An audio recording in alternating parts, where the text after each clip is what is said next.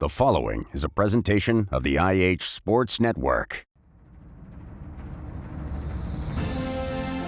You're listening to the Monday Night Roundtable. For the next 2 hours, we'll talk local high school sports with the voice of the Oneida Indians, Tim Smith. 10-5, touchdown, Indians.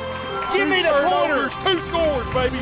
Give me the corners. The voice of the Scott Highlanders, Rick Keaton. Throw the ball, has a receiver, long upfield, chasing it down. Made by Rylan Griffith. And he'll take it all the way to the end zone. Produced by the IH Sports Network, the Roundtable begins now.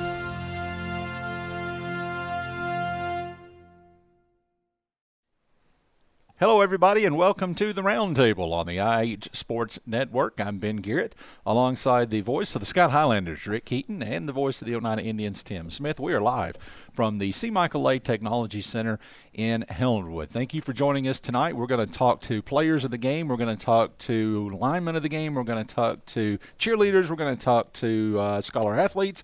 We're going to talk to soccer players. But first, guys, as always, we'll start off by sort of recapping Friday night. A big win for Scott High, 42-6 over Austin East. Oneida falls to CAK in a tough one. Here's a look at what happened Friday night.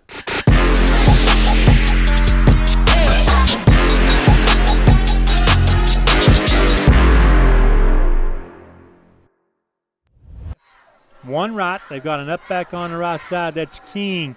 Little fade to the end zone. Touchdown, Wyatt Lloyd. Great. Wide left is Wyatt Lloyd at the numbers. The handoff, Bond, no, the fake. They intended into the end zone. Jacob Morgan, touchdown, Highlanders. Yes. That's a 21-yard touchdown score, Privet to Morgan. 4 for the Highlanders. Stanley is the up back right. The fade to Wyatt Lloyd. He has a touchdown in the end zone. The Highlanders, their third touchdown in the first half. That's a 10-yard strike on the fade to Wyatt Lloyd. That'll be Privet rolling right, looking, throws to the end zone, touchdown, Jagan Morgan. Along with Travis on top and Greg somewhere in the booth here. Got him over the middle, touchdown. That's going to be Wyatt Lloyd. That covers officially 19 yards for the touchdown pass. Here's the snap, the handoff. That's Newport sweeping the right side, steps into the end zone. That's a 5-yard touchdown run. The first the Highlanders have scored on the ground tonight. All right, so there you see it, 42-6 win for the Highlanders. And Tim, I'm going to start with you. There were no Oneida clips on that. Yep. There just wasn't much to talk about. CAK came in. We knew CAK was going to be a very good football team. And, boy, were they ever. Yeah, and we talked about, finding a play of the game. Our play of the game was a Grady Keaton kickoff return. He did a great job, got it into plus territory when the game was still semi-competitive. But the Indians, also had a great catch from Drayton Wade that we had in there. But that was basically most of the offensive highlight package for the Indians. Didn't score points, had trouble moving the ball, and really had uncharacteristic mistakes on special teams that really cost them that, sent that score up much higher with two touchdowns just set up basically deep in Oneida territory. So it was a rough night. But I also will say there is a bright side. We probably won't have to deal with a player like number 11, Gabe Linkus, for CAK. He was an incredible athlete, dangerous running the football, which he would run from the slot. An end-around run. He would cross the middle. He would go deep down the side. He was just an incredible athlete, and Oneida had trouble keeping him under containment. It was a backup quarterback for CAK. So they've got somebody better than that out there. So, it was a game where Oneida got exposed in some things, and the job this week is going to be to try to turn that into a positive, because the unfortunate thing is you have that game, which is probably the lowest point to this point in this season, even though it was expected to be a rough matchup. And then you turn around and you have, without a doubt, your most important matchup this far in the season. We're going to be at the halfway point of the season at the end of Friday night. Indians are playing their first region game Friday night. And, I don't know. Some people think Tellico Plains is probably the best team in the region. I think Eagleton's got something to say about that as well. Oneida's hoping they have something to say about that. But one thing is for sure, Tellico Plains is going to be big, and they're going to lean on you and try to pound the football, and they'll catch you by surprise with some passes when you're all worked up about stopping the run. They're very good at what they do. The Indians lost for the first time to Tellico Plains last year in a close game at home. Now we go down there, and they're going to be ready to go. It's going to be a huge game to try to bounce back from what happened this past Friday and just flush that and get ready for the first region game. Try to get off on the right foot. Now you're trying to move ahead. I see what you're doing here, and I don't. Okay, but before we do that, let's take a look at some of what Jimmy May had to say about Friday's game. Yeah, they're a very good team. They're the best team we play. They've got a lot of good skill.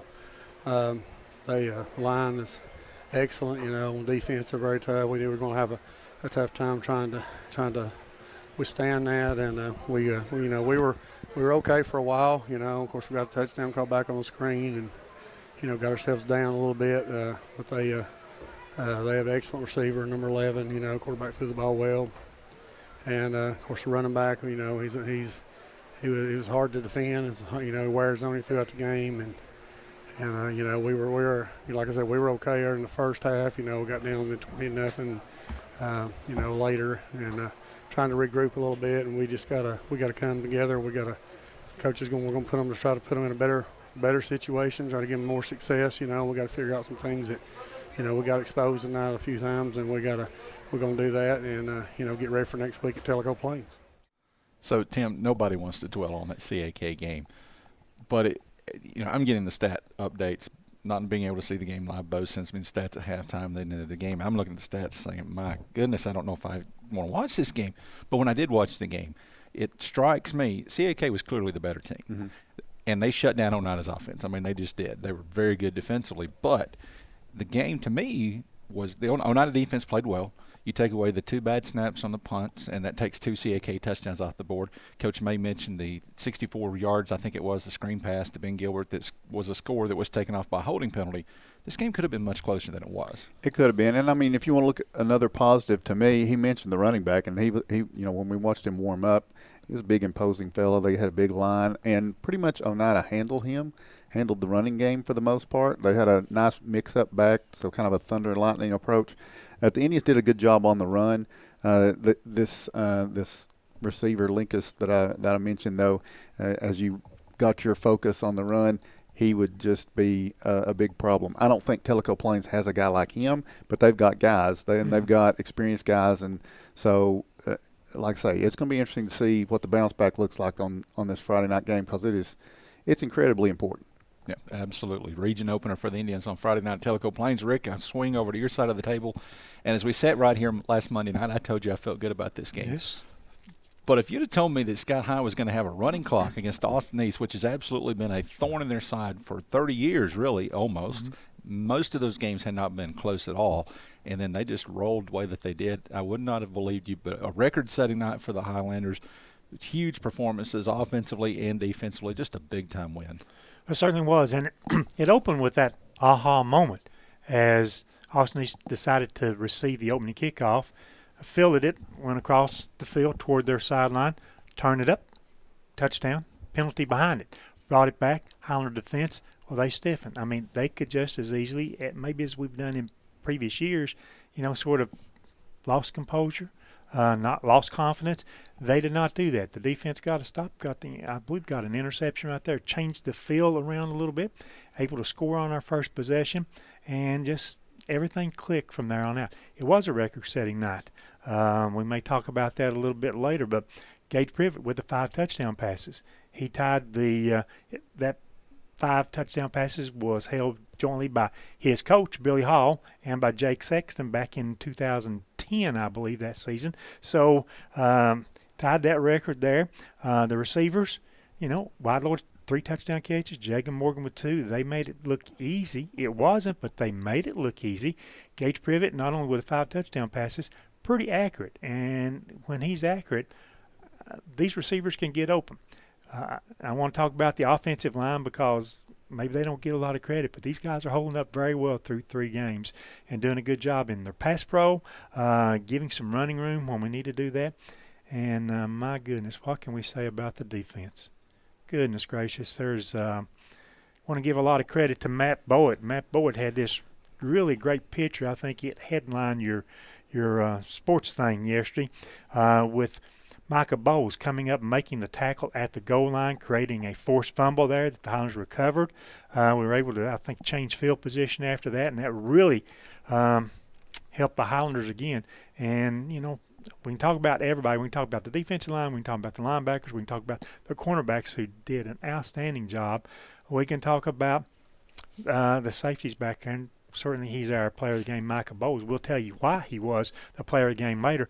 I mean, there's a possibility the guy could have had 4 interceptions and maybe a couple of touchdowns to go along, pick sixes on those INTs, but he found himself in the right place. And as the offense put points on the board, the defense, they're going for that shutout again, and that would have been something else to have had another shutdown. That would have been 2 in a row, but a shutout rather. And so it's just fun football that everybody enjoyed. The fans enjoyed that tremendously on Friday night. I know I enjoyed it. Real quickly, here's what Billy Hall had to say after the game. I'm just going to start off saying, you know, how much I love this group of kids and how fun they are, you know, to coach, and I'm so glad I get to be a part of it. And but no, this defense, I'm telling you, they accept every challenge we throw their way. They attack everything, and you know, like they go get it. Your quarterback tied a record that you had, 5 touchdown passes in a game. Yeah, absolutely. And, you know, me and him talk all the time, and I'm like, dude, just go make every throw with confidence. You know, let our dudes go make plays and, you know, get it to them. Trust the offensive line to pass protect you, and, you know, and trust them dudes to go get open. Rick, I think one thing that stood out to me, we may have talked about this Friday night, in years past, especially against teams like Austin East, you know, it's easy to get intimidated against these teams from Knoxville. But it seemed like for the past several years at least, Scott High they would go into those games, they would hope to win. They would want to win, but maybe they didn't believe that they could win. And this team, this Scott High team, man, they've got swagger, they've got confidence. I haven't seen that from a Scott High team in a long, long time. They have this confidence, but they are an extremely coachable team. And I want to throw this out there. I went to talk to the coaches after the game, and I said, you guys are doing a tremendous job. You're breaking down film, you're finding the keys, you're teaching that to the players through the course of the week. And I must say, you know, I talked about the defense. I want to rave about them. They were in the right position so many times the other night. And so that just comes from scouting, comes from coaching staff putting together the plan for the week. And the kids are having fun. If they have fun, they have success. The confidence goes from here on up to here. And when I said it a while ago, that uh-oh moment, the opening kickoff return, many times that's happened to us, that lightning in a bottle from a team like that, and we just never recover. This bunch, it washes over their back, and they're ready to go on their next series. And I know that was an uh-oh moment for me because we've seen it so many times. We talked about it before the game. Tim and I talked about it. Well, I talked about it too, Tim, on Friday. I don't want to throw Tim under the bus. But I said, can Scott High contain the speed of Austin East? Because how many times have you seen it? That team always has so much speed and so much athleticism. I was shocked at the way that Scott High was able to completely neutralize that speed and athleticism. Well, it's like HL said the other night. We've got speed. Highlanders have speed on their team. It's being in the right position, you know, the right angles, the right this. And so our speed's pretty good. And the fact, I mean, you look the other night, and I'm almost sure that we went full platoon offense, full platoon defense. I don't know if there was a offensive lineman that came in and played defense the other night. That would be the only one. So having numbers that you can get, you know, if the defense comes off the field, the coach can go talk to them. They get a break. We haven't had that in very many years, and Tim knows how important that is. Well, I just want to clear something up because he's not only trying to throw me under the bus, he's driving it over me. There's no bus to throw me under. Who did I say I thought was going to win? Tim said that Scott High would win the game. And you know what I said? I hope you're right, but I don't know. And I did. I said that. Yeah, and I was, you know, pretty confident that they were going to do that. And now you have expectations. That's the next step along that you're going to have. And you're going, you know, let's not sugarcoat it. You're going to on a road game. You know, this is a much better team than you played on the road the first time in Monterey. Right. This is a good team. Right. They win at home. But the expectation is now that Scott High's going to go in there and I think take care of McMinn Central. I think they will. I think that's the next step in the evolution of what you're seeing here. And you talked about this team being I don't know if you use the word brash or cocky or whatever, but confident. And they are a reflection of their coach. But it's not just – we've seen cocky, confident coaches before not win games. Mm-hmm. But this reflection of this coach is to then also go and make that winning football on the field. And they take the next step this Friday night when you win a region game on the road with expectations out there. Gage Privet continues to me to just be the key. He leads. They look to him. He's Coach Hall's man on the field. It's like having Coach Hall out on the field. My only question is, did he run the touchdown for Newport to keep Gage from breaking his record? That's what you should have asked Coach Hall. Well, he was very polite in the dressing room after the game. He said, somebody said something. He said, "Yeah, but I've still got the per game touchdown record, which was 5 passes and 2 rushing touchdowns. So he's still got that in his hip pocket." So I'll bet he'd like to see Gage break that this Friday. I would. There is no doubt in my mind that he'd love that. All right, we'll talk a lot more football as the night goes on. But first, we're going to take our first break. We want to thank Little's Drugs and Fountain, as always, for sponsoring this first segment. Top lunch spot in Huntsville. Everybody works in Huntsville, biggest daytime population in Scott County, they always say. Get to Little's Drugs and Fountain. They've got a full menu, and they'll take care of you for lunch. With that, we'll take a break. When we come back, we're going to talk Scott High soccer on the Roundtable.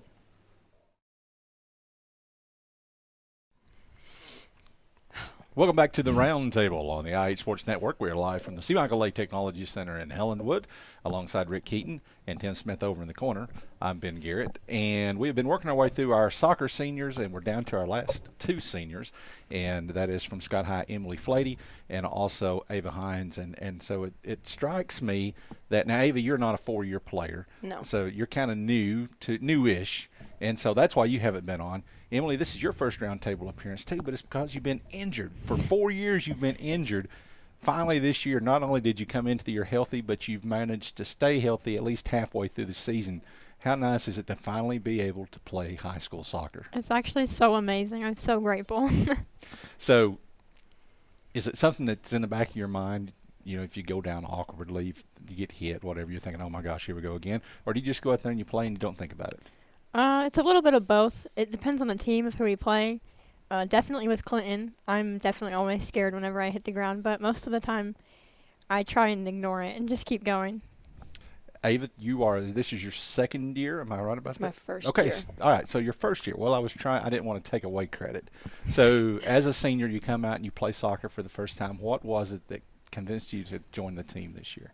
I just really wanted to play with all my friends this year, and I thought it'd be something to explore. And have you enjoyed it so far? Yeah, I really do like it. Okay, so is this your only sport that you play? Do you play? Yeah, just soccer. Okay. So you're a starter. You come in and you start right away. Tell us about the position that you play on the field. I play center back, and that's kind of where I've always been. When I did play in middle school, that's where I was too. So. And you guys have been pretty solid defensively, right? Yeah, I think so. Yeah. So, Emily, you're playing the sweeper position, and so I always thought that when you finally did get healthy, that you would wind up being up front, at least on the wing. Talk about playing the sweeper position. Is that what you wanted to play? Not at first. I was really kind of nervous to play in the back because I didn't think. I'm not a fast player, so I was kind of nervous of, if I miss it, I'm going to have to drop back super, super quick, and I can't really do that. But it really is. It's definitely different, but I enjoy it a lot more than when I'm up front because when you're up on offense, you kind of have to have a lot of footwork, stuff like that. But being in the back, I kind of have more confidence because I just always know what I'm supposed to be doing, so I really like that aspect of it. So you come from a soccer family. Your brother Josiah, he was you guys have always been involved in soccer, but Josiah was one of the top players on a sub-state team for Scott High. First ever Scott High team to go to the sub-state. He went on to the University of Cumberland to play. What is it about the Flady family? What is it with soccer and you guys? We've just always been super competitive and not strong with our hands, so soccer was the best option. All right, so this week you guys have got 2 road games. It's hard to believe your home season is almost done. You got Cumberland Gap next Monday. That's it. That's the only home game you got left. 2 district opponents this week. You go to Clinton tomorrow. You've already beaten Clinton once, 3-1.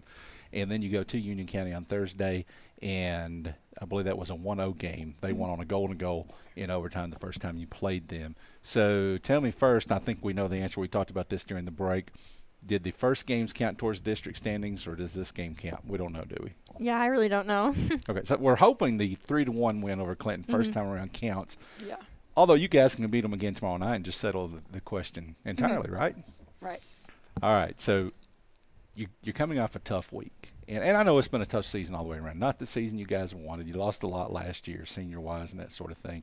You got a ton of young people. You guys are seniors, but you all got a lot of younger players out on the field. A lot of them seeing the field for the first time. You've had some really growing up moments along the way. Last week was tough. Anderson County, the big win. We're not going to talk about that. I'm not going to talk about how Coach Ball substituted his entire team, and Anderson County continued to play their starters. I'm not going to talk about that. I'm not going to mention that. It was a tough week. So what do you do this week to bounce back, Ava? I think we just got to come back and play as a team, really. I think we got to work on that. What do you want to see you guys improve on this week? I think, like she said, we need to keep playing like a team, and not only that, but just playing as a family because, I mean, high school it's a very short time, but I think that the people that you meet in high school will always have an impact on your life. So hopefully we grow together as a family. All right, so Ava, you're brand new. This being your first year, Coach Ball is the only coach that you've ever played for at the high school level. Who was your middle school coach, first of all? Ryan Hewitt. Was Okay. my middle school coach. Yeah. Okay, so you haven't played for another coach, but I'm going to ask Emily this. So Emily, Coach Ball, his first season, what has it been like? And he's kind of growing up just like the rest of the newcomers on the Scott High squad. Even though he coached middle school, there's some adjustment to do there, right? So how is he progressing as a soccer coach so far? He's doing really well. I really enjoy him as a coach, having him. I think at the beginning of the season, we kind of got away with a little bit more. We could goof off a little bit more, but now he's really cracking down, which is understandable. And he strikes me, Ava, as being very much a player's coach. Is that a fair assessment? That's fair. Okay. What about so he's got 2 assistant coaches, and one of them is Will Blakely. The other is Rachel Garrett. Is there anything that you can say about her as an assistant coach? And you can just let it rip. Here right comes the bus right through the door, Ben. I think she's very helpful, actually. Okay, your opinion doesn't count. You give me one. All right. I'm just kidding. Well, I definitely used to be terrified of the Rachel Garrett. Yeah, me too. But now, this season, I really enjoyed the way that she sees the field and the way that she relays the message of how we can I don't know how to word it, how we can just get better on the field, because I mean she sees it all on the sideline, and the way that she says it, I mean she's played for a long time, so the way she says it really just relates to us. So you say you used to be terrified. You mean when she was a player? Would she truck you on the practice field? Is that it? No, I just always thought she would. Okay. You want to talk terrifying? You should try to wake her up on Sunday morning and tell her it's time to get out of bed. That's terrifying. Rick. Overall, having watched a few games and then looking at the scores in the other games, from a defensive standpoint, we're doing a good job. I think y'all are doing a good job as a team, with one exception. All the games have been sort of low scoring, if no scoring there. I mean, so what do we have to do? What does your team have to do to find ways to get the ball, to keep it in the scoring end, to start attacking the goal more? I think that one thing we really need to work on is our touches. We don't really have a great first touch. So I think that if we can learn to settle it and then get it off our foot quicker, that will help, because I think that it would catch the other team off guard. And we really do have a fast offensive line. So I think that if we got it off our foot, had a good first touch, me included, then that would really help a lot. And injuries have affected the team a little bit in the last couple of weeks too. Are you going to get any of those players back? Yeah, we have Aaliyah Jeffers back this week. Okay. Yeah. So that's really good. She's really good. And she plays that, I call it the forward position, the attack position up there like that. Ava, I'd like to ask you, first year playing soccer, some people, when it comes to any sport, whether it be baseball, whether it be soccer, whether it be football, basketball, whatever. Some people play better at home. Others prefer to play on the road. Yeah. Do you have a preference yet as to where you'd rather? Is there more pressure to play at home than there is on the road? I feel like there is, because we want to perform good at home and do good. So I'm not putting you on the spot, but you sort of like maybe playing on the road a little bit, that you don't think the pressure is as bad. Yeah, then. kind of. Okay. I like to go to new schools and play on new fields and play new teams. So you're going to get a chance to do a lot of that with only one home game left in, 7 games, I think, something like that. So you're going to get a chance to do that a lot. Does that help prepare you for the next stage if when you get to the district and stuff like that? Does that really help you? Because the odds that it'll be at home this year, well, it won't be at home this year. So does that help you get prepared for that? Yeah, I think so. Grass or turf, which do you prefer playing on? Turf. Turf. Turf? Why? It's just so much faster. Yeah, you're quicker. is it? Grass weighs you down and it's gross. I just don't like it. Ball moves quicker on the turf too. Yeah. This is a football. I thought you might say grass because there's always a crown on some of the football type fields that you play on. So the ball has some tendencies to do some tricky bouncing there like that. Yeah, I guess. Although I have an unpopular opinion. I think that grass burn hurts way worse than turf burn does. Really? So I'd rather get turf burn than grass burn. We'll have to ask football players about that. I mean, I think the newer forms of turf that they put in now is less susceptible to the big old rug burns that might be that long up your knees and elbows and stuff like that. So interesting that you said that. So let me ask you guys, as you're, by the way, let me point this out. So you guys are defensive players, and Rick mentioned the defense. At one point earlier this season, Rick, you may realize this. You were at all those games, I think. I know you guys realize. You guys went, was it 240 consecutive minutes without giving up a goal? That's hard to do in soccer. I mean, that's really hard to do. So that's a credit to you guys, the rest of the defense, your keeper, Emily Rao. That was impressive, and it was only because they played games on back-to-back nights that York finally was able to beat that streak in the second half. Am I right? Yeah. All right, you guys are seniors. What are you going to do after high school? I haven't really decided yet. I've got like a lot of different things that I want to do. Maybe nursing or something. I don't know. How about it, Emily? Well, right now I'm thinking I'm gonna be a child life specialist. So they like going to the children's hospitals and pediatric wings, and like they just help the kids get comfortable with being in the hospital. And if they're going under anesthesia for a procedure, they explain it so there's no like anxiety about it. I just think that would be really cool. College choice? I don't know, either Austin P or Ohio. Okay, so is soccer in your future? I keep going back and forth with that because I've played soccer my whole life and it's always been a big part of who I am, really. But I don't know, my body's getting old. I'm getting tired. Soccer does that to you. Yeah. How about it, Ava? How about you? Soccer in your future? I mean, not just college. I mean, you got a year or two left. You can play ASO soccer. I don't know. Maybe it just depends on what gets brought up, really. All right, guys. Rick, anything? No. Hearts and minds are clear. All right. We're ready. Tuesday night that's tomorrow night, by the way. Tomorrow night at Clinton. Okay, 6:30. 7. Tomorrow night at Clinton, 7 o'clock. Thursday night at Union County, 6:30? I think so, yeah. All right, 6:30. So if you get an opportunity to get out and support the Lady Highlanders on the road this week, please do that. Ava Hines, Emily Flady, both seniors, Scott High School. Guys, thank you for joining us. Good luck this week. Thank you. We'll see you on down the road. Thanks for having us. All right, we'll take another break. When we come back, we're going to flip back to football.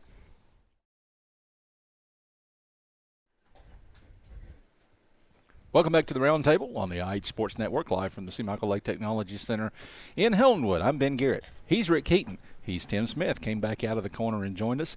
And we are joined now by Oneida Junior William Hill, our First National Bank player of the game from Friday night's game, and Maddox Hutcherson. He's a senior.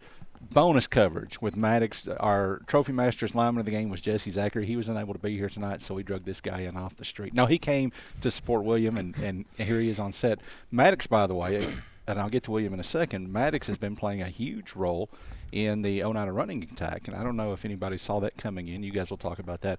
William on Friday night, though, Tim, player of the game, 10 tackles, also the leading receiver for Oneida. Yeah, and William, it was a tough night. There was a few highlights for us as far as offense goes, and it was a tough team to work against. But what do you feel like you guys can take away from that game and move into Tellico Plains and try to make sure you shore it up and you're ready to play that first region game? Well, it's definitely a big game, but we can't mess up on defense that one play. We can't mess up that one play because that'll get them 50 yards, and that just hurts us bad. So if we're just lined up in the right spot, I think we'll do good.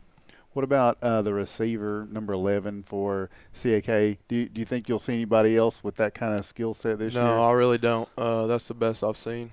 We went to PAL and done 7-on-7. There were some better people there, but playing in pads, that's the best receiver we played against. Yeah. What made him so tough, do you feel like? He was really quick. He was big. I didn't really get to guard him that much as my brother and Ruger, but yeah, he was good. Yeah, and they would, y'all did a pretty good job against the run, which was the big concern going in because they had the big line and the big running back. That handled that pretty well, but left number 11 with some gaps, didn't it? Yeah, I mean their run game was good. Their running back was really big, but we got it stopped pretty quick. Their pass game we just couldn't get. He was really good. So Maddox, talking about this game and being alluded to it. So when Cole Meredith got hurt earlier this year, you're moving into an alternating role because you and Ben Gilbert are both the linebackers, and now you're splitting running back duties. So that's a lot of playing. Were you ready for this much action this year? Well, coming from a team where you didn't really have a lot of kids, I played both sides of the ball pretty regularly, and being up here, I've only really played defense, and we've usually just let Cole and Ben take care of the run game. But where Cole got hurt, it really made me nervous because I didn't really run the ball a lot in practice and stuff. I mean, I did a little bit in the scrimmages preseason, but stepping up, I guess, not Rockwood, but Harriman, about towards the end, that's when it really kicked in, and I feel like we're going to be pretty good running the ball this year. So now that you've done that enough, do you enjoy the defensive side of the ball more or offense growing on you, or how do you feel about that?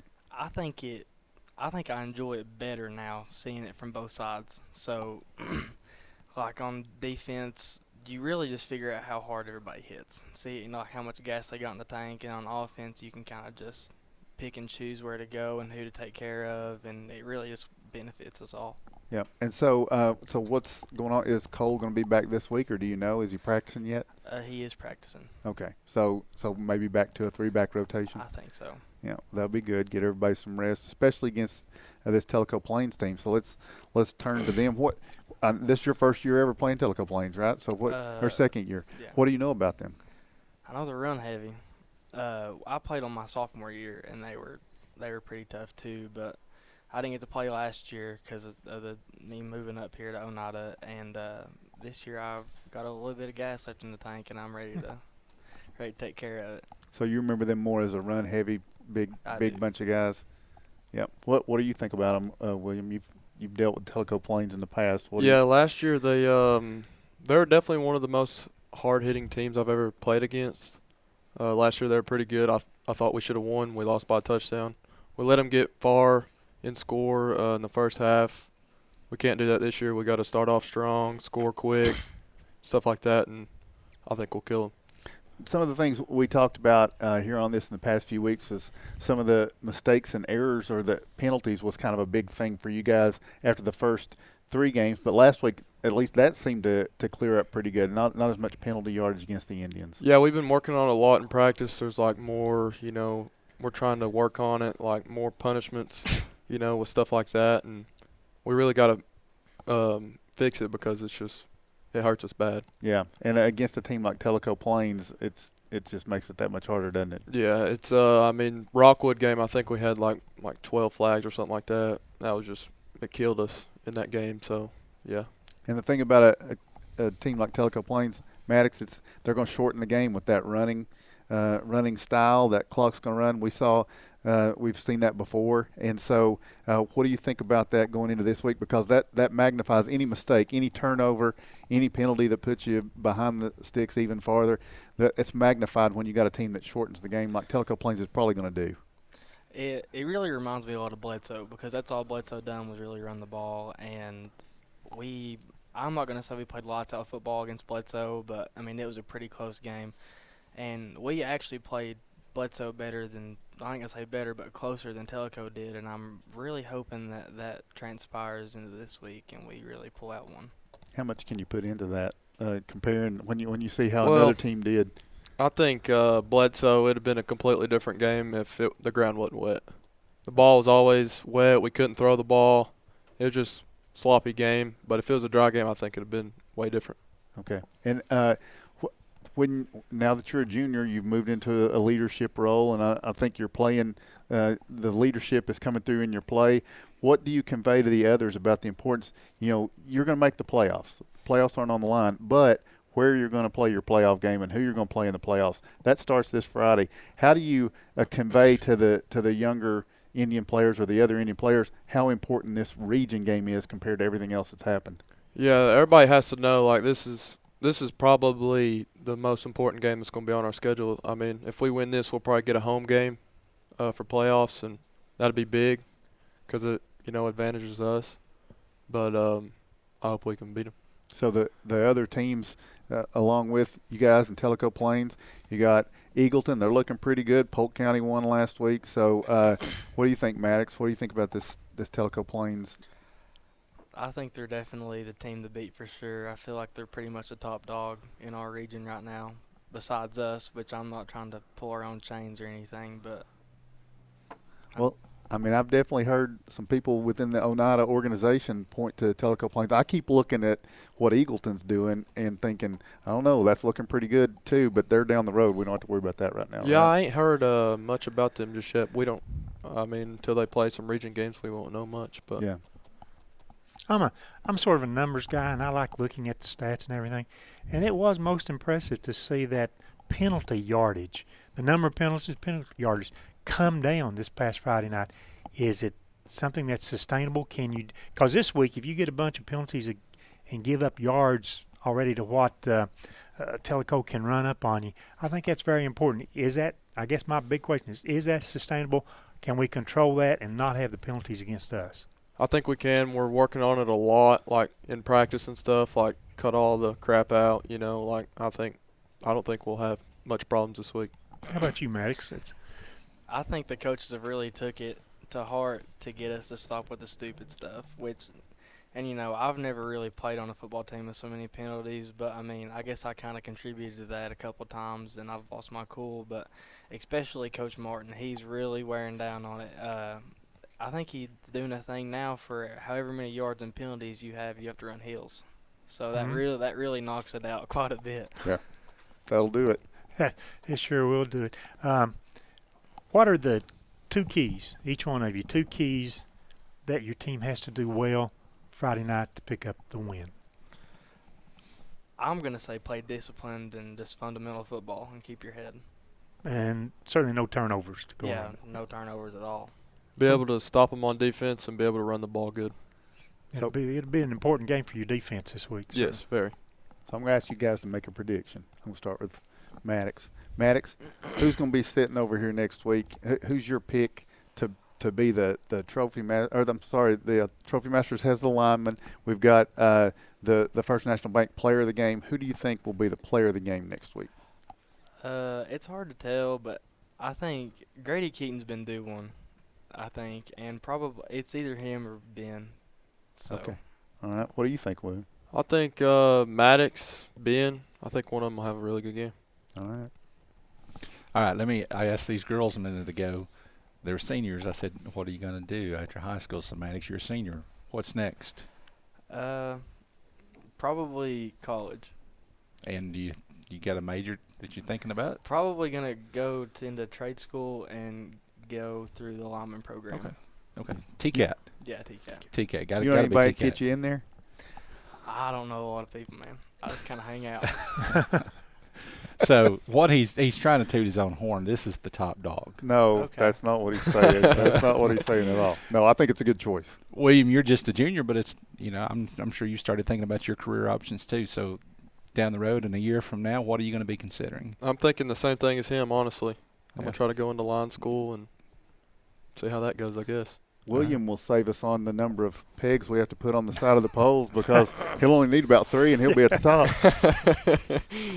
Maddox, he just said you're short. No. How are you taking that? I am pretty short, man. I'm about I think I'm 5'10", something like that. Hey, yeah, that's what I was in high school. Then I got shorter. All right. Maddox Hutchinson, senior at Oneida, senior linebacker, running back, and William Hill, who was our first National Bank player of the game. Guys, good luck Friday night at Tellico Plains, and hopefully we're sitting here next week talking about a win. We'll take a break. When we come back, Scott High football.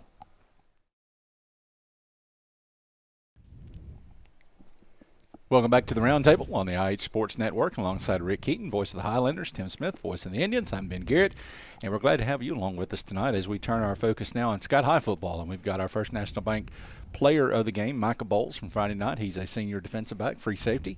And we've got our Trophy Masters lineman of the game, sophomore Jaden Para, plays right tackle for the Highlanders. And I'm going to get to you, Micah, in just a second. But first, Jaden, before I turn this over to Rick, I told these guys in the second quarter, I don't remember if it was on the air in a commercial break, I said, mark that play down. It's a play where Gage was scrambling, and you absolutely pancaked the defender. Yes, sir. And sprung him for, I think it was a first down. Do you remember that play? Yes, sir. Okay, we'll talk about that in a minute. I just want to see if you remember that play. Rick, so a lot of players have big games. We've already talked about that. The Gage tying the touchdown record. I think White Lloyd probably tied the single game touchdown record for receivers. I don't know that I have ever seen a high school player in this area anyway have as disruptive a game individually as this guy did on Friday night. 2 forced fumbles, 2 interceptions, 2 more passes broken up. One was on 4th down, which resulted in a turnover on downs, and one was in the end zone to prevent a touchdown. Just a heck of a game of Micah Bowles on Friday night. Well, it certainly was. And after the game, everybody's sitting there saying, who's going to be the player of the game? And Ben said, I know. And it was Micah Bowles. You had some impressive plays. Of course, the interceptions, you had to cover ground to get over to help the corners and get those interceptions. And I already talked with you a few moments ago. That touchdown, maybe saving interception at the end, near the end of the game, all you saw was 99 yards of field out in front of you there. What was going through your mind when you said, I got it, I can go for 6? Yeah, I was pretty disappointed when I just dropped it. Mason Owens, he was like, scoot over, and I was like, okay. And then I was like, I was pretty disappointed at myself. Well, I gave some credit earlier tonight to I thought the Highlander coaching staff is doing a very good job of scouting and watching film and getting players ready. Let's talk about Mason Owens, your defensive back coach there, and what he's doing to help you, not only you, but you've also got Brent Hall in there sometimes. But the 2 corners, Carter Slavin and Keegan Boland. I think those guys are doing some really great matchup man-to-man out there, and it lets you be able to float as a free safety should. Mm-hmm. Talk about Coach Owens, basically. Okay, so he is an amazing coach. He played at MSJ, I think, in college. And he does a lot of drills to help us with it. And he sometimes takes us in the film room and just makes us watch film. He goes over it and all that, and it just prepares us for the game. We talked about the interceptions. We talked about tackles causing fumble. That tackle at the goal line that caused the fumble that prevented AE from scoring that touchdown, we had still a long field to go there on that. But talk about how you recognized and came up to be able to make that tackle there. Well, at free safety, your keys are the tackles, and he sort of backed up. I think it was a pass, I couldn't tell. But I noticed he started running out whatever, and then he's in other words, you didn't have a receiver that you were keying on in that situation. You were keying on the tackle. You were going to key on the quarterback. Yeah. And there's a very good picture by Matt Bowitt that's on the Independent Herald there. Hey, hang on. I just got one question about that play. Did you truck the pansy? Yeah, well. That I'm not – okay. You just got to – it's an inside joke. But it's not inside. You got to go to TikTok to find it. I'm not throwing off on any Austinese player. It's a TikTok. that was featuring a young Micah Bowles. From a 10-year-old Micah Bowles, I think. Okay, sorry, carry on. Yeah. Jaden, I'm starting to give a lot of credit to the offensive line, because as a unit, I think they're playing very well. The pass protection, I think, is remarkable. Yeah. And then the ability to run block on top of that. Talk about your line mates and basically how well you guys are doing and how the coaching, I guess Coach Hall is your line coach there. Talk about Coach Hall, how he's developing the line and your line mates. I think we're all doing good and starting to become more instead of being patient and becoming more aggressive off the line, because Bill has been preaching it for God knows how many long practices, just for us to be aggressive and come off the ball. The other tackle on the other side, Eli Kidd, I think you guys deserve a lot of credit. You're the guy who, of course, everybody has to protect Gage when he's dropping to pass the ball, but you guys on the edge deserve a lot of credit out there. And Eli, I think you're outstanding, and I think Eli's doing a real good job this year. How about your take on Eli and how he's doing on the other side? I think Eli's doing great. He's also helped me get better, because I kind of take him as my mentor, and he's helped me, and I've helped him a little bit on the O-line. Because everybody else on the O-line is a senior this year. It just leaves the low sophomore Jaden out there sort of on an island to represent the sophomores. Which would you rather do, pass block, run block? Personally, I would pass block. I like pass blocking. I think I'm a lot better at it than run blocking. When it comes to practice, going up against the ones on the defensive side, who's the toughest player for you to try to block on our defensive line? I think it's Braxton Potter. He's really fast, and he moves his hands very well. And defensively, he's on the left, and you're the right tackle, Yeah. so you see him every day in practice. Yeah. And he's having an outstanding season in his own right as a defensive end. Do you hold him in practice? Because we're starting to see teams hold him on Friday night, and that's about the only way they can stop him. I hold him a little bit, mostly not. Not really. You've got to give him a chance. Is that what you're saying there? Basically. Yeah? Okay. Looking ahead at this week, this game, McMinn Central. I know you've probably watched a little of their film and so forth over the weekend. And what did the coaches tell you about McMinn Central? We'll start with you, Michael. What are the keys that we'll have to be able to accomplish against McMinn Central? I know they're pretty good, but we're just gonna have to come out and be able to, like we came out against AE. We'll have to come with that swagger and just be able to stay in coverage as defense. I don't know much about offense, but we just gotta not let them run or pass on us. I call it confidence. You call it swagger. Same thing? Yeah. Okay, good. How about you? From what the coaches told you about their defensive line and things that you have to be able to do this week? They're very big up front on the defensive line, and they like to blitz their linebackers a lot and try to get us off like that and get us off of their game. But other than that, we just got to execute like we have been recently, and we should be fine. To both of you, and I'll ask Jaden first. Who do you want to see, your teammate, who do you want to see, or two of them if you want to, have good games this week? I want to see Jesse Jeffers have a really good game, and Desmond Bolin. Sort of linebacker and linebacker there like that. How about you, Mike? Uh, Since he went with defense, you're going to go with offensive player. Mason Llewellyn and Keegan Bowling. Keegan Bowling and Mason Llewellyn, both seniors there. Do you have to worry about any of them in practice? You're the free safety, and you're standing back there 15 yards deep. Do you have to worry about any of these offensive cats in practice trying to get to you and block you? Not really. Why are you shaking your head? Not you agree with that? He's just back there and nobody goes out. He's just back there. Nobody goes out to block him that far. One thing we had a lot of trouble with the other night, we had some penalties and big yardage. I think we overcame everything that we encourage there. What's the emphasis from Coach Billy Hall this week about trying to eliminate penalties and make sure that we're not giving up offensively, we're not losing yardage, and defensively we're not giving yardage to the other team? Has he addressed it? Yeah. He has, okay. Yeah. It may be one of these situations where you're not allowed to talk about it then, or it's colorful. Yeah. Okay. If you pick up this win Friday night, and I have a lot of confidence, my confidence level is up here like I think your team is, that would basically end up giving you it would give you 4 wins to open the season.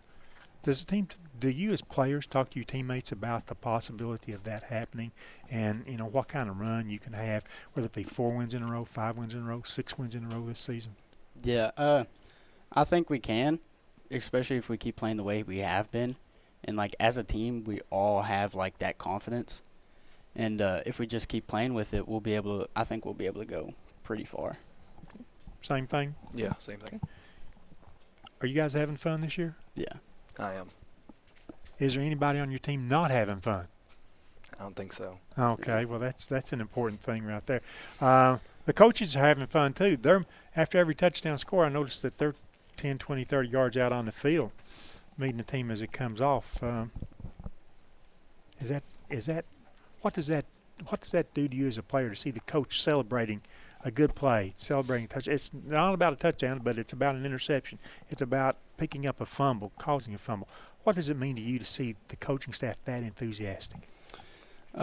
It keeps us on our feet, and it just, like, gives us, like, more motivation or whatever to be able to do it again and, like, keep doing it, because they're going to do the same thing over and over and over again. Okay. It really shows us, like, how bad they want it as much as us, and how we want to, like, change the program and just get better overall. Excellent.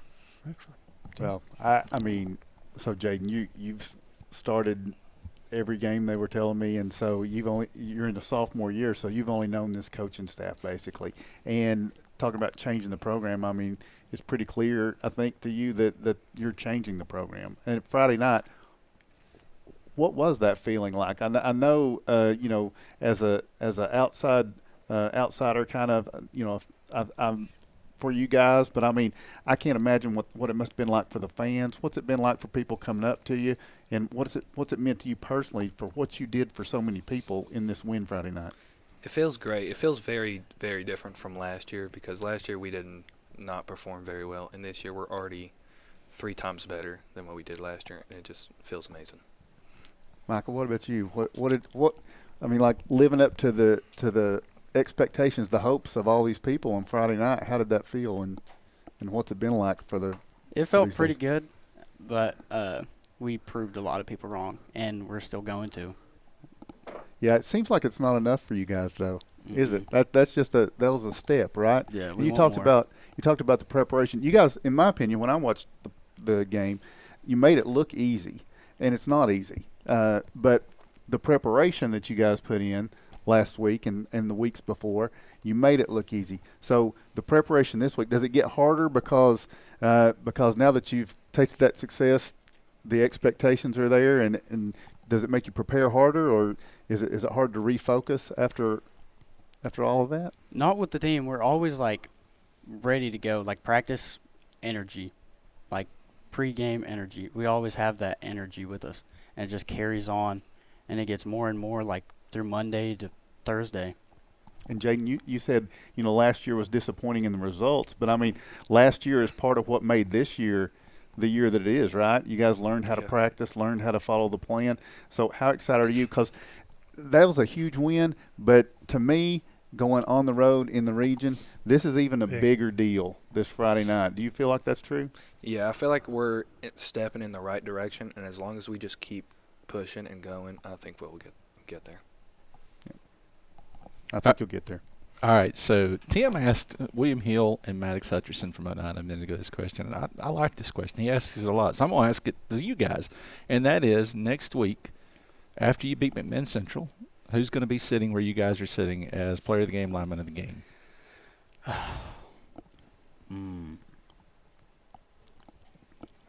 It's okay to look back there and see if anybody holds their hand up to take that honor.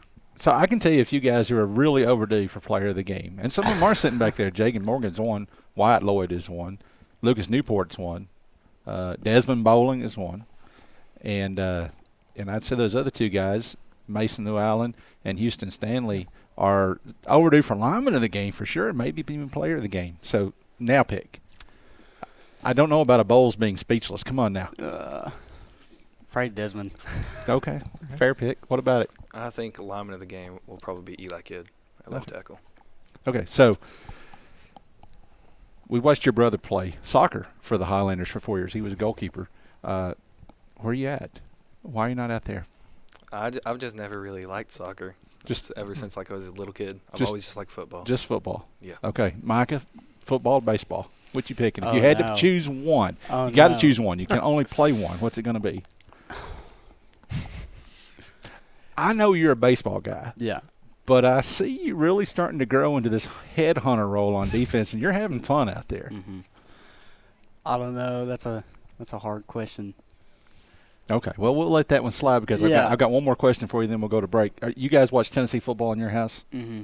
Okay. So Saturday, Tennessee comes from behind. They take the lead late on a touchdown pass by Joey Aguilar. Joey Aguilar. Does Darrell Bowles get up and hold the iPad in front of the TV so nobody can see it? No. You know, he did that Friday night. Yeah, I know. Wyatt Lloyd. He owes Wyatt Lloyd like a free dinner or something because we didn't get one of Wyatt's touchdowns. Yeah. No, he didn't. Okay. I just wanted to see if he made a habit out of that. Okay. I know. I wish Justin Lynch had kicked that last field goal. All right. So our First National Bank player of the game, Micah Bowles. Micah, stick around. We got T-shirt and hoodie from First National Bank for you. And Trophy Masters will have gear coming your way later this season. Jaden Para, our Trophy Masters lineman of the game. Guys, good luck and get some Men's Central on Friday night. We'll take a break. When we come back, we'll talk to our scholar athletes. Welcome back to the Roundtable on the IH Sports Network. We turn now to our Scholar Athlete segment presented by One Bank of Tennessee. Now, this is the segment where Tim and Rick and I, we feel kind of diminished because Rick. Rick, that blew What? out of the water That when was he a told me he was, long but time he was ago. valedictorian. That was decades It's ago. me and you Sam. dragging this table down, Ben, and it's nobody else. Anyway, obviously these kids are smart. Not kids. You aren't kids anymore. Young ladies.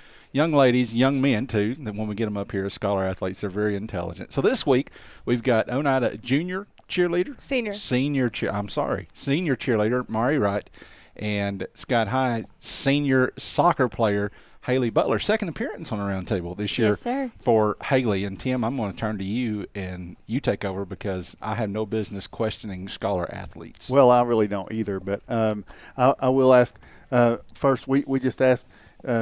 You were reading a book. Yes. You were studying. So I ask this a lot of times. Does the good grades, do they come naturally, or is it something you have to work hard for? And maybe it's different for different subjects. Maybe some subjects it's tough, some it's not. What's your take on that? I would say that some of it does come easily to me, but at the same time, there are a lot of times that you are going to have to put in that extra work, and if you don't put in the extra work, it's not going to come as easy, and you're not going to make those good grades. Mari, what about you? I definitely feel like you have to put in the work for it because my whole life I've kind of struggled in school, but putting in the work and doing the homework and really studying has helped me a lot. Is there a subject that I would have said back in the day that's my least favorite? Is there one that's your least favorite or that you have to work the hardest at? English. Surprisingly. Yeah, and is there a teacher that in the past has been someone who just really has brought you along in a subject that was tough? I would say probably Jody Jeffers has helped me in math with struggling with college math classes. So would you say you enjoy school or is it still work? It's a lot of work. Yeah. I mean, sometimes it's fun, but it is a lot of work. Okay. What about you? Do you have a teacher that you would give a shout out to that really made a big difference in a time when you were having a tough subject? I don't know if I could really call a specific one out. Really, every teacher I've had, if I've ever needed anything, I know I can always go to any of my teachers, and they're right there ready to help me. Would you consider being a teacher? Yes, that is actually what I plan on doing. He remembers that from the last round table. He's not that intelligent. I don't have that good a memory, Ben. I didn't remember that. So, what is there a certain subject you? I'm planning on going into elementary education. So if I teach around probably first or second grade, I'll be teaching everything. Okay. What about Maury? Would you consider being a teacher, or is there something else you're looking at? No, I want to go to school to be a physician's assistant. Okay. Excellent. All right. And where do you think you might go? University of the Cumberlands. Okay. What about? I didn't ask you where you might go. I'm still undecided. I'm still praying about it. I'm considering Tennessee Tech right now, but They're in the lead. yeah, probably. Are there any others that maybe are going to factor in? I'm going to apply to UTK and the Cumberlands. I'm also considering the 2+2 program through Roan State and Tennessee Tech. So, yeah, I'll keep my options open and keep seeking the Lord in it. That's good stuff. Maury, I got to ask you this because, you know, I've called some games for a long time, so I'm going to bring your dad into this, okay? So does your dad ever make you watch any of his old game tape and tell you how he's a good basketball player? No, surprisingly. Do you know if he was a good basketball player or not? He always says Adam was better than him. He doesn't. That's not what he says to me. He always tells me he taught Adam everything he knows. So, but He always just says that he was not a good player and that Adam was better than him and everything. that's not true. But do you know who his coach was in high school? No. It was Coach Hall. Yep. So that was one of his coaches along the way. But anyway, I just wondered if he ever dragged the tapes out and made you watch them. No. No. Would you though if he did? I guess I'm asking for a sit there. friend. If you had to, right? Both the seniors, is this the time that you have to start making these decisions? I need to apply to this college, and this college. Or have you still got a few weeks, months left before you have to make that decision and hope to get into your favorite one? Well, I've already been accepted by University of the Cumberland, so I've already accepted their exception So to go there. you're set on that. So you're not looking at any No, I applied to a few other colleges, and I've been accepted to ATSU as well, but I'm pretty set on going to the Cumberlands. Why is there any family or friends or anything that have led you to this decision to be a physician's assistant? Why the medical field? My cousin, she's a physician's assistant, and she's just been open to like a lot of new possibilities through that field, and it just makes me want to do that as well. Okay. And how about yourself right there? What did anybody lead you to be a teacher? And you said you were going to apply. Are you sort of behind the application cycle right now? I've started some applications. I've not submitted any of them yet. So there is still some time before you have to make that definite decision. So, yeah, I'm not entirely decided yet. But as far as anybody leading me in this kind of direction, ever since I've always kind of had this desire to be a teacher. And, you know, really just, yes, I want to be able to be there to provide an education for these children. But at the same time, I want to be there to emotionally love and support them, you know, not entirely just through the classroom setting, but just to be there for these children because you never know what they're going through. You've got this semester. You've got the next semester. What is the one subject you either have now or you're going to have next semester that you really dread? It's okay. I mean, those teachers know we're going to talk about them anyway, so it's fine. Honestly, the classes I have right now aren't too bad, and I'm thinking of my classes next semester. There's not really any of them that I dread right off. I kind of dread comp. I have composition 1 right now, and it's a lot of homework, so that's what I'm worried about. Are you dual enrolled students Yes, right now? sir. Okay. So you're going to graduate from high school, and you're going to have anywhere from 2, 4, 24 maybe credits lined up ready to go when you enter college, right? Mm-hmm. Yes. How many? Do you know? Not off the top of my head, no. I think I have 5 so far. Okay. So you've got a chance now and next semester maybe to get 6 or 8.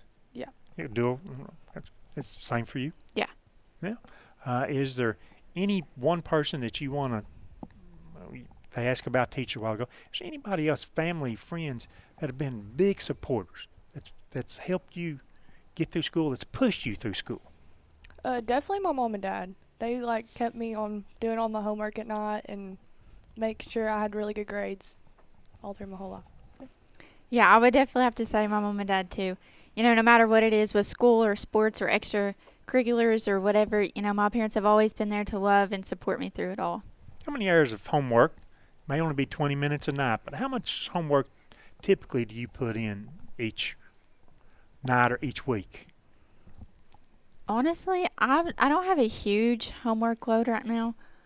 I'd say if I do have to do homework, I wouldn't say more than 30 minutes a night. Okay, all right. That's definitely different for me because I have like 2 hours worth of homework every night. Okay. Yeah. It'd be hard for me to concentrate for 2 hours doing homework for teacher. The former teacher said it was. Is it mostly composition? Yeah.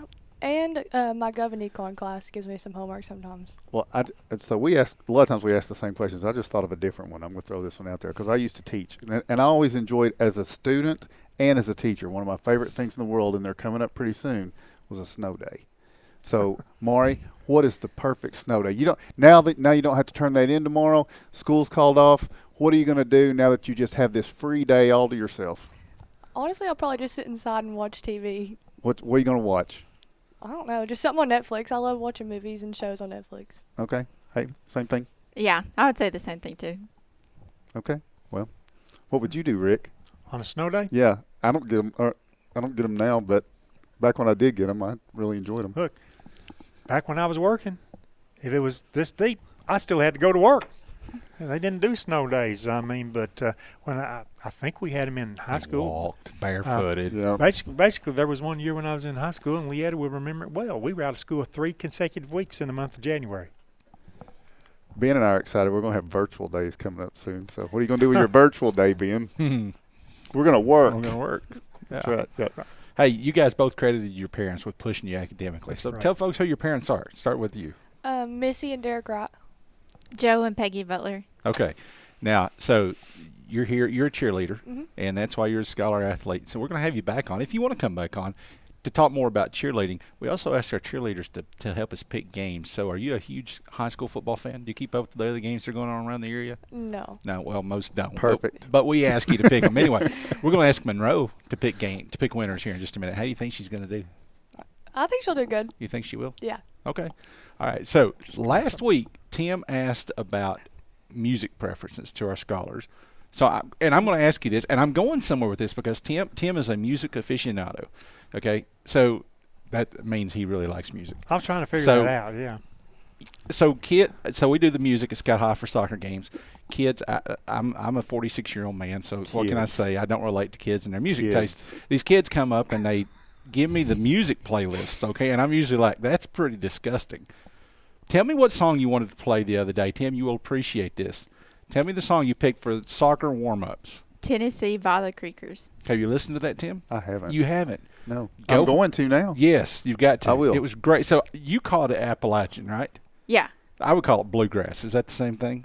Yeah, probably. Okay. It was great. It was fantastic, and it turned me on to a new band I never heard before. The what? Creek what? The Creekers. The Creekers. Yes. Okay. Yeah, it was really good. So how about you? Well, I'm going to come back to you, but how about you, Murray? What's the question? What is your music? I ramble, I know. What was your music preferences? I like a lot of country songs. Like older and some newer. Oh, this is great because I can get behind that too. So, are you talking like old like Garth Brooks or old like George Strait or old like George Jones? I love George Strait. Okay, that's great. I like this. Good stuff. Yeah. Yep. So, how about you? Is it always this Appalachian bluegrass, or you got a mix, or what? Just a little bit of everything. Yeah. Okay. Do either of you listen to Taylor Swift? No. Fantastic. You guys are coming back next week. All right, and we're going to have a segment just on music.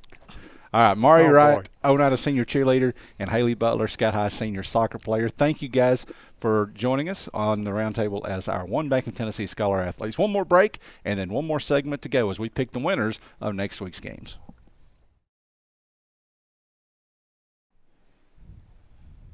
Our final segment tonight on the roundtable as we come to you live from the C. Michael Lay Center and the C. Michael Lay Technology Center in Helenwood is our cheerleaders segment. As always, this is how we wrap things up, and we've got Lauren Reynolds from Scott High School, and I almost called you Abby on purpose, just to do that.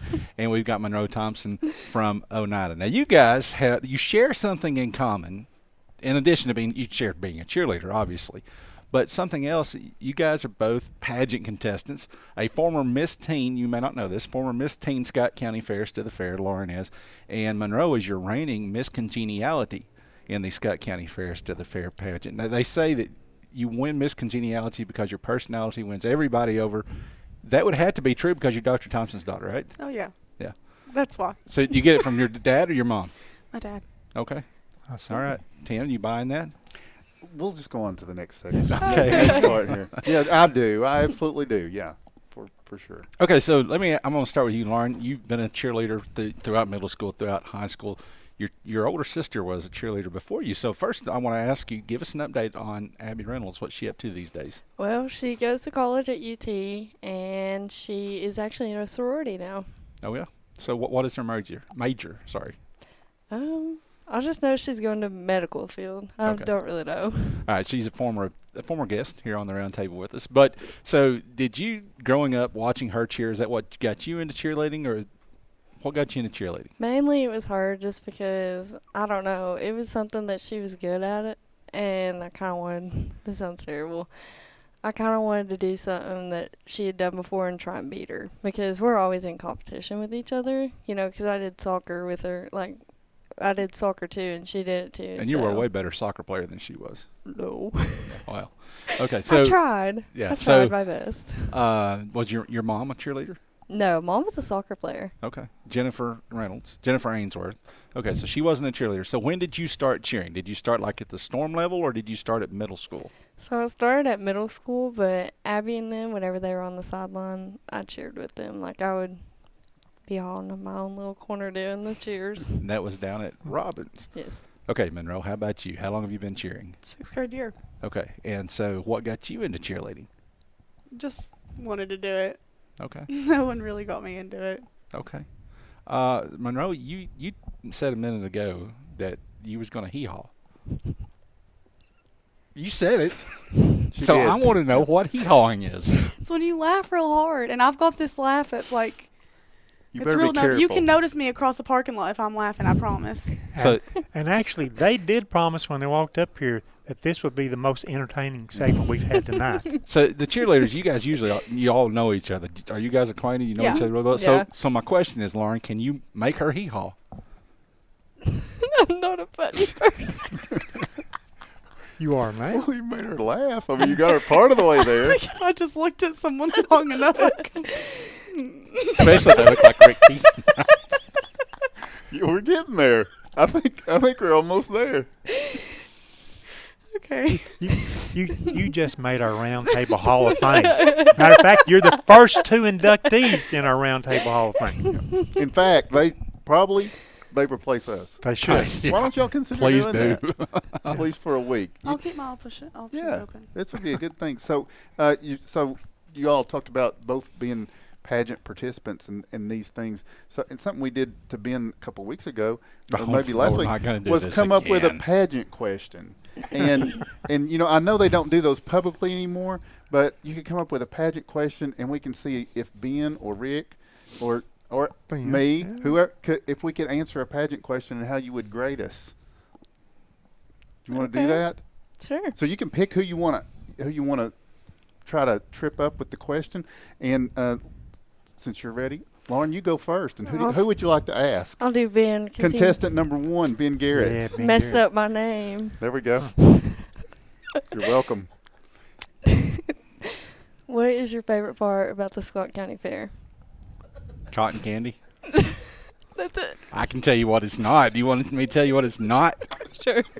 No, I'm not gonna say it. Tim got on to me last week. My favorite part about the Scott County Fair is how it brings the community together and it unites. Is this a good pageant answer? Yeah, that's You don't good. ask that in the Unites middle the of community. it. That's very diplomatic, man. Well, yeah. Is that it? That's it. That's all I got. So what do you give it a scale of 1 to 10? How do you do on that? I would say 6. 6. So that's better That's than not average. bad. Better than average. Monroe, you don't select Ben because we picked on him, so it can be Rick, it can be myself. Go with your pageant question, or pick who you going to ask. I'll choose you. Oh, Okay. I was hoping decision. you would. He's over there pointing at you, so I feel obligated. All right, let's go. Okay. If you could do one thing as Miss Scott County to make the community better, Miss Scott County. what would it be? I feel like my role would be to try to bring folks together and especially in this time, have a conversation when we can disagree, but we can also be friends and we can get along and we can understand that maybe you're not going to agree with me on everything, but I'm still somebody who can be your friend and a person you can count on. Why'd you get him started preaching? You know what? How'd I do? I think you just won Miss Scott County. I think we're in trouble at the state level. All right, guys. Let's pick some winners. You want to pick some winners? We knew this was going off the rails. We called it before the segment ever started. Thank you guys for being good sports. Said yes? Sure. Yeah. Do you keep up with games other than Scott? You keep up with Scott High, but do you keep up with other games? Oh, no, not really, I'll be honest. Do you watch college football at least? Oh, yeah. Okay. Monroe? Oh, yeah, I hear about it all the time. That's all my dad talks about. All the time. Who's your favorite team? Obviously, Tennessee. Who's your favorite Tennessee. team? Okay. So, did you watch Saturday? I was at Rod Runs, but I kept up with the score. Rod Runs. Rod Runs. Like Pigeon Forge Pigeon Rod Run? Forge. Oh, yeah. Was there a lot of people there? Oh, yeah. Yep. All right. Took 2.5 hours to go down the Parkway. It took 2 hours to get into the Tennessee ball game, too. They tell me. I don't know. well, I wasn't there. All right, guys. Let's we'll start with Oneida. Oneida going to where's Oneida playing at Friday night? Tellico. You know what county that's in? No. I think about it. Tellico. No. That's a good guess. That happens a lot of times. It's Monroe County. Oh, I knew that. What about that? No, I didn't. I'll just lie to your face. I didn't know that. Okay. All right, so Oneida goes to Tellico Plains. Oneida's 2-2, and Tellico Plains is 3-1. Now, here's what we do. We know that you're not going to pick against Oneida. Lauren might. She probably won't. So I'm going to ask you, pick one thing Oneida has to do this week to beat Tellico Plains. Be better than Tellico Plains. I think that sums it up well. Yeah. Are you going to argue with that? I mean, she's not wrong. I can't really argue with it. That's right. Lauren, what does Oneida have to do to beat Tellico Plains? I really don't know. I haven't really watched much of Oneida, but okay. So, big region game for the Indians Friday night. They can go a long ways towards hosting a playoff game. You heard Maddox Hutcherson say it earlier. You may not have heard him say it earlier. You're probably sitting back there ignoring him. But he says if we beat Tellico Plains on Friday, we're probably hosting a playoff game.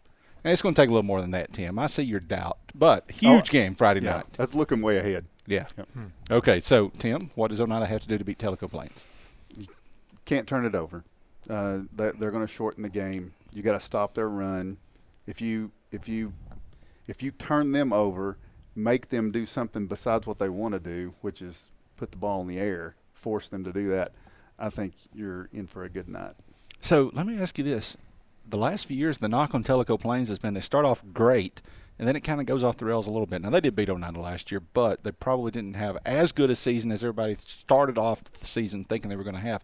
They go 3-0 this year to start. Didn't they get beat by Bledsoe County? I don't know that many people saw that coming, even though Bledsoe's a good team. Did you see that coming? Who did you pick last week? No, I mean, you picked Bledsoe? Bledsoe is tough as nails. That's a tough team. I mean, all right. So, yeah, 28-19, you're saying that is not indicative of at all. I think it is. I think that's a pretty good job against a Bledsoe County team. And I think Tellico's, they're bringing everybody back. Yeah, they had slow starts 2 years ago and last year, but they're all back. They're all on board. They're trouble. All right, Monroe, another game in Oneida's region, a team that the Indians will see later this year. Eagleton. They are hosting West Green on Friday night. Now, Eagleton is 4-1. I'm sorry, Eagleton is 3-1. They're coming off a 44-19 win over Sullivan East, and as Tim said earlier, Eagleton's looking really good. West Green is 0-4, still looking for their first win.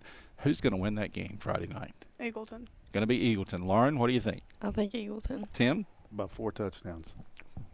Rick?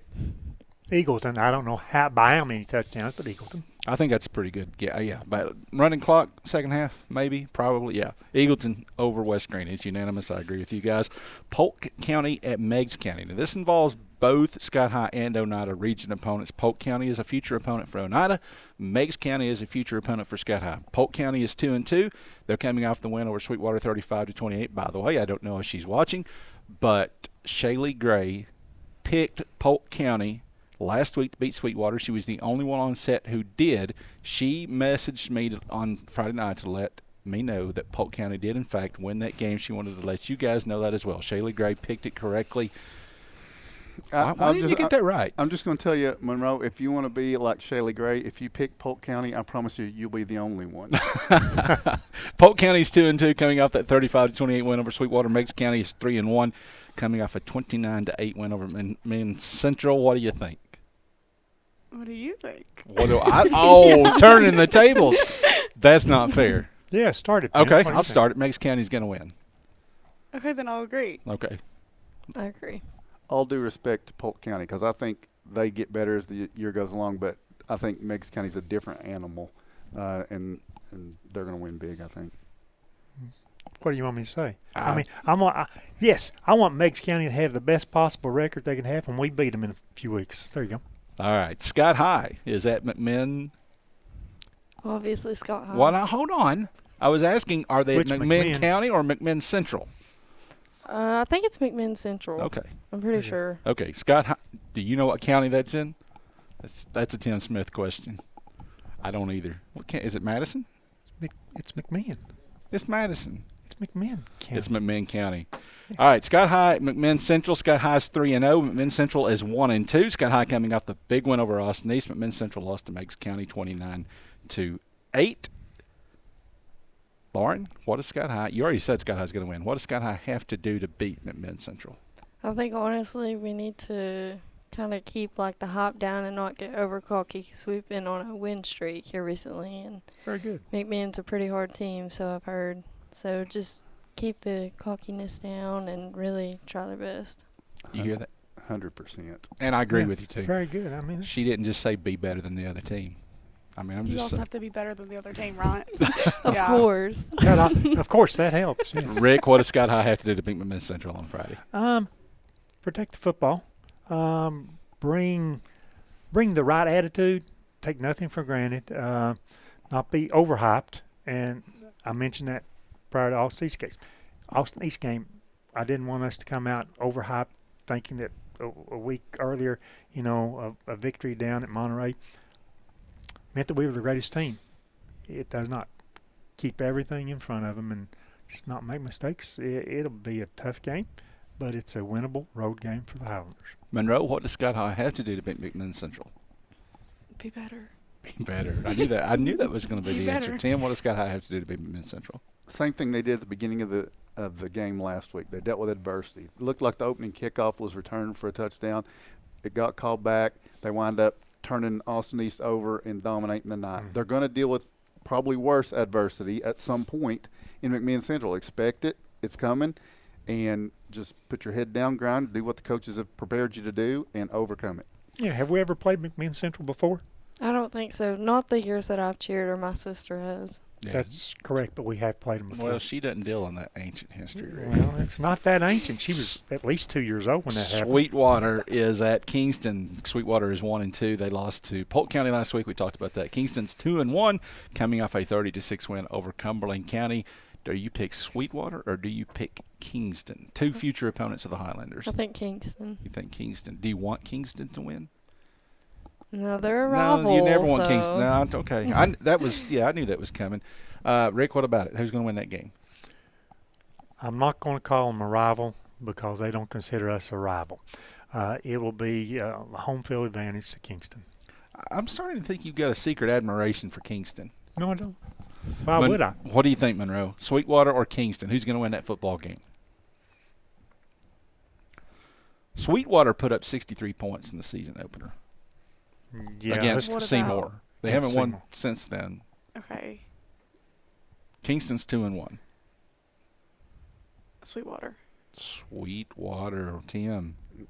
Yeah, I'm gonna have to leave you out on that limb. This will be the one. This will be the one you can text Ben over Friday when Sweetwater wins, but I don't think they will. And I think Rick is just to be the man. You got to beat the man, and I think he's waiting for that to happen with this Kingston thing. I think that's exactly right. Kingston will probably have 2 running backs this week that will each go over 150 yards rushing. Yeah, sorry, Monroe. It's going to be Kingston. It's going to be Kingston. All right, but Monroe's calling the upset. All right, last one. Brainerd at Austin East. 2 teams that are looking for their first win. Somebody's going to get it on Friday night. They're both 0-3. Austin East got whipped by the Highlanders last week. Brainerd coming off a shellacking at South Pittsburgh. They lost 63-0. Which one gets their first win this week? What is the other one that you said? Not Austin East. I think they're gonna win. The other one. I can't say it. So the other one's gonna win. What are you taking, Austin East or the other one? The other one. Okay, Rick, how about it? Don't remember Austin either. East or the other one? I'm going to take Austin East because it's a different environment when you play there.